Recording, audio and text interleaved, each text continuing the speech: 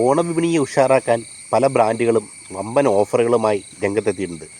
എന്നാൽ മുൻ വർഷങ്ങളെ പോലെ ഓണവിപണി ഇക്കുറി വലിയ അത്ര തകർത്ത സെയിലൊന്നും നടക്കുമെന്ന് പ്രതീക്ഷിക്കുകയൊന്നും വേണ്ട. കാരണം മനുഷ്യന് ജീവിക്കാൻ കഴിയാത്ത സാഹചര്യമാണെന്ന് നമ്മുടെ നാട്ടിലുള്ളത്. നിത്യോപയോഗ സാധനങ്ങൾക്കൊക്കെ വലിയ വിലക്കയറ്റമാണ്. ഒട്ടുമിക്ക സാധനങ്ങൾക്കും വലിയ വില കൊടുത്ത് വാങ്ങേണ്ടി വരുന്ന സ്ഥിതിയാണ്. ഓണത്തിന് ഇപ്പോൾ ഉദാഹരണമായിട്ട് ചിപ്സ് വാങ്ങാൻ പോകുന്ന ആളുകൾക്ക് ചിപ്സിൻ്റെ വില കേട്ടാൽ ചിലപ്പോൾ ഞെട്ടിപ്പോവും. ആ വിധത്തിൽ ചിപ്സിൻ്റെയൊക്കെ വില കുതിച്ച് കയറിയിട്ടുണ്ട്.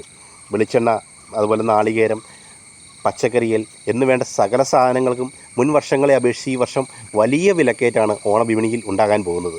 ഈ അവസരത്തിൽ തുണി വാങ്ങാൻ പോലും മുൻ വർഷത്തെ പോലെ കടകളിൽ വലിയ തിരക്കുണ്ടാകുമെന്നൊന്നും പ്രതീക്ഷിക്കേണ്ട. കാരണം എല്ലാവരും ഈ പ്രാവശ്യം ബജറ്റുകൾ ചുരുക്കി തങ്ങൾക്ക് ആവശ്യമായുള്ള സാധനങ്ങൾ മാത്രം വാങ്ങുന്ന ഒരവസ്ഥയിലേക്ക് വരാൻ സാധ്യത വളരെ കൂടുതലാണ്.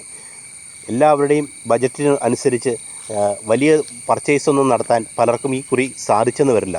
കാരണം ഈ വിലക്കയറ്റവും സാധനങ്ങളുടെ പ്രത്യേകിച്ച് നിത്യോപയോഗ സാധനങ്ങളുടെയൊക്കെ വലിയ വിലക്കയറ്റം പലരുടെയും നടുവ് തന്നെ ഒടിച്ചിട്ടുണ്ട്.